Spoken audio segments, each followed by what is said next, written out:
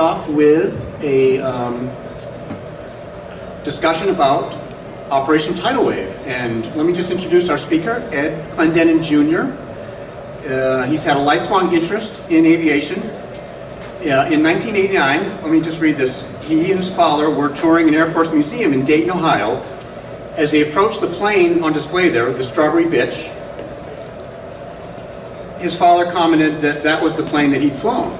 And Ed responded, "Yes, I know you were the pilot of a B-24 out of Italy." His father said, "No, that's not what I meant. I flew that plane," is what he said. So starting on that day, Ed began researching all his father's missions records and all the missions of 376, and he's going to tell us about one of them now. Please welcome Ed Clendenin.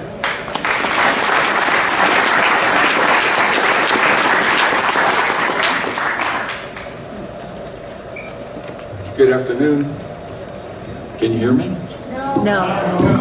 Can you hear me now? Can you hear me better now? I was asked to talk about Operation Tidal Wave. For those of you who are not familiar, it took place on August 1st of 1943, and it was the low-level bombing of the Pulaski oil fields. This was one of the more famous pictures that was taken during the mission. As you can see, the B-24 just cleared the smoke and is not very high off the ground.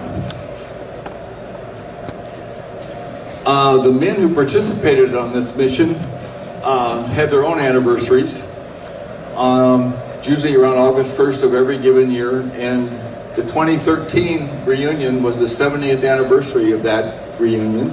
This was going to be their last reunion. It was hosted by the Air Force Museum at Dayton.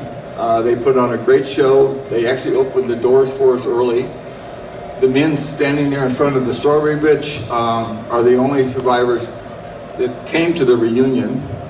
And we were lucky because 3 of the men in that picture were from the 376, and 2 of them are here with us today. Hopefully they're here. The first one is John Ramey. John, where are you? Can you stand? There he is.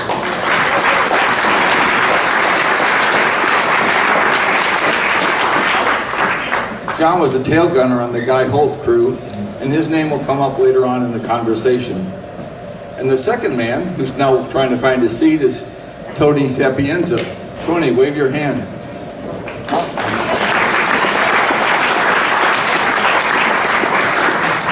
He was the crew chief on 8 Ball. And the third man who was here was Paul Ross. Now, he was not on the mission, but he lived in Dayton, and he participated in many of the high-level raids on Pulaski that some of you in the audience participated in, but he decided to come anyway. And to get his picture taken.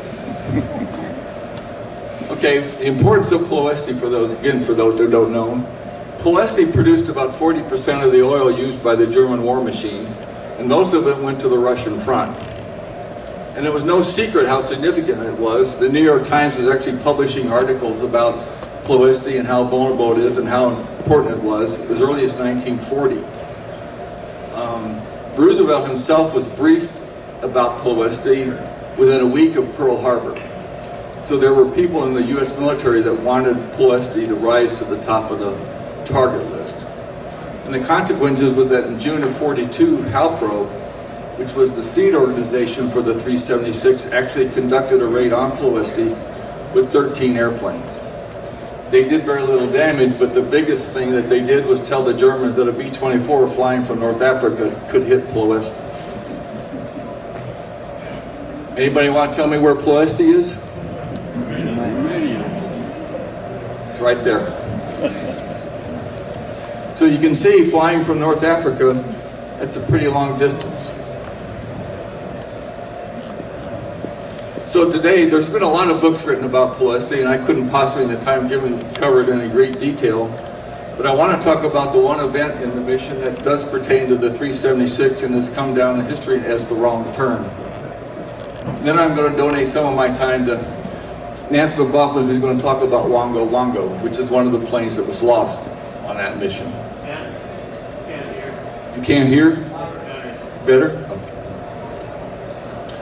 Okay, what is Operation Tidal Wave? Basically, it was the Army Air Corps attack on the Pulaski oil fields. It involved 5 bomb groups Over 177 planes participated and over 1,700 men. There were 5 Medal of Honors awarded after the mission, 3 of them posthumously.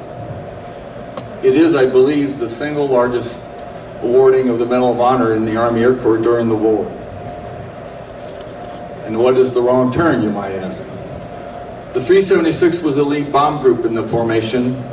They missed the IP and they turned too soon. And this single event is probably one of, if not the most controversial aspects if you read about Tidal Wave. But before we get to that, we kind of have to back up and find out how Tidal Wave was planned. In January '43, Winston Churchill and Franklin Roosevelt met at Casablanca, and they approved a plan to attack Ploesti. And the first plan was developed by Colonel Whitney, who was with the 9th Air Force in Egypt. And he submitted his report to General Brereton, who was the overall Air Force commander in the theater. There were only 2 bomb groups operating at that time, the 98th and the 376. And altogether, those 2 groups figured they could put 48 airplanes in the air.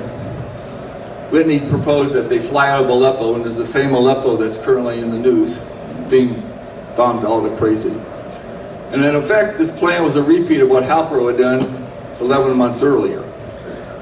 And the plan was rejected because people decided that 48 planes couldn't take out the target.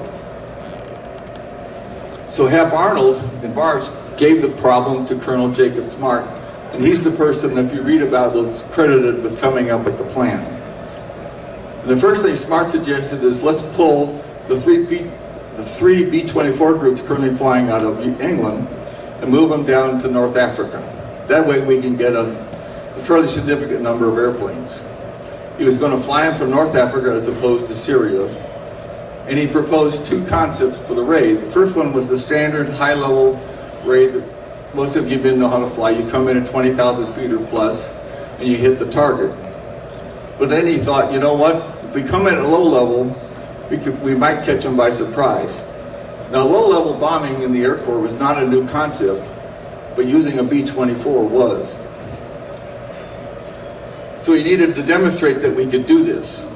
So the 376 flew 2 demonstration missions in the spring of 1943. The first one was in March to a target in Italy, and the second one was to the Messina harbor facilities. There were 2 planes on each mission for a total of 4 sorties. Well, did it work? Well, here are 2 newspaper clippings from that, and the title of both those articles says "Suicide Raids." That really is going to steal your confidence. But the attack did work, and the other thing that was noted was that it caught the Germans totally by surprise. So that was the conclusion of this demonstration. Now, for further discussion, I want you to note the names of the 4 men who were on that mission. It was Appold, Dufour, Flavel, and Iovine were the 4 pilots, and John Hogan, who was quoted in the article, was Norm Appold's bombardier. Smart took that study and submitted it to General Ent, who was Brereton's aide. Ent, in turn, on June 30th, submitted his recommendation to Brereton. And as far as a high-level approach, it was Ent's opinion that you could destroy Ploesti with 20 missions flown over 2 to 3 months. There would be no new training involved because it involved coming in at high altitude, and all the crews were trained for that. Thus, there would be no effect on the morale of these, quote, suicide raids. And the other thing was that it's easier to navigate. Now, for those of you who are thinking about this, let's pretend that you're in an airplane, you're approaching this hotel, and I'm telling you that you want to bomb Cowboy Stadium. So you're coming in from this direction, and Cowboy Stadium is over there 15 miles. Well, if you're at 500 feet, first of all, you got to quickly find this hotel and then know to turn to go heading towards Cowboy Stadium. And you're hoping that I gave you the right directions, because you don't have a whole lot of time to make a course correction. If you're at 20,000 feet, you're going to be able to see, oh, this is the hotel, and I think I can see Cowboy Stadium over there. So that's what Smart was trying to tell Brereton, or Ent was trying to tell Brereton. You've got this potential navigation problem. You know, on the low level, he figured, first of all, it's going to take a little over 2 weeks to train the crews. And with 200 aircraft, he figured if you could surprise the Germans, you could destroy the target on 1 mission.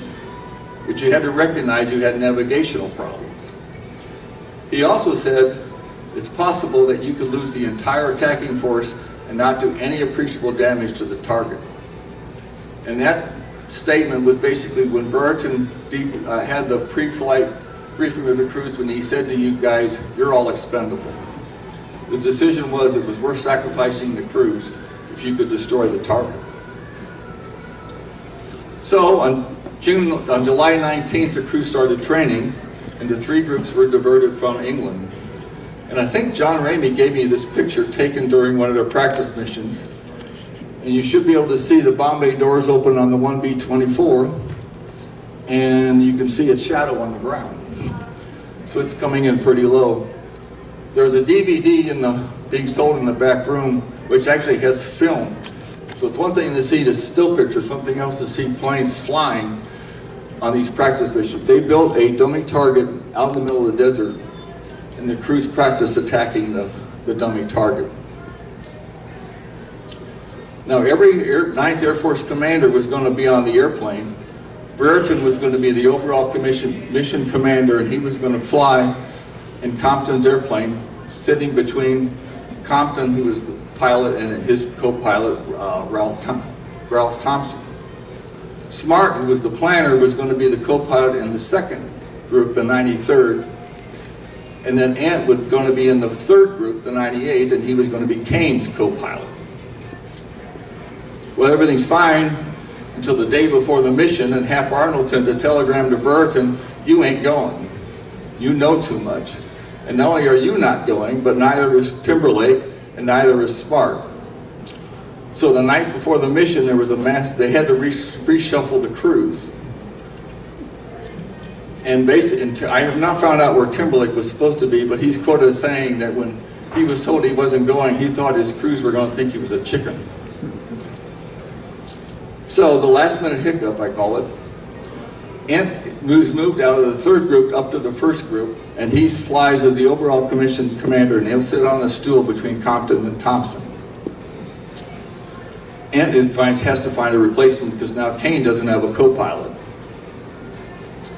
And Smart leaves, and Baker has to go find a co-pilot, and so he picks a man named John Jerstead. Now Jerstead had already flown his missions, was with the 93rd, but he accompanied them down to North Africa just to find out what was going on, and so he volunteers to be Baker's co-pilot. And that ends up being a rather fateful decision for him. So August 1st comes about, 177 airplanes to take off, and this is their planned route. They're basically going to fly north out of Benghazi, head towards the Greek coast, head slightly to the northeast, approach Ploesti from the west, then make a right turn and head into the target. Then after they bomb, they would turn around and do another right turn and basically repeat the flight profile back to Benghazi.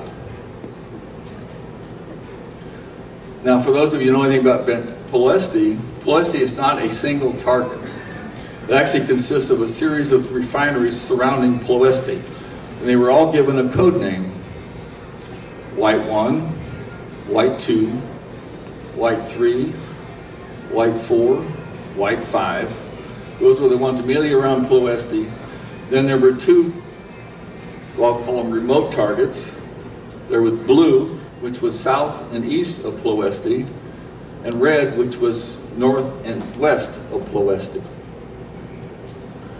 This was the assignment of the targets to the various groups. The 376 being the first one would take out White 1. The 93rd would split into 2 groups and take out White 2 and White 3. The 98th being the 3rd group would take out White 3. The 44th would split into 2 groups, take out White 5 and red. The 389th would actually split off from the formation. It was the trail group and would head to be west of Campania, and then it would make a right turn. And that way all the planes, after they did the course, would all be heading into the southwest direction. This was the plan. This was the 376 formation as it was planned. Compton is in the lead. And on board Compton's plane is, as I mentioned, is going to be General Ant. And Compton picked Harold Wicklund to be his navigator. Now Wicklund, out of all the men who flew on this mission, was the only one who had been to Pulaski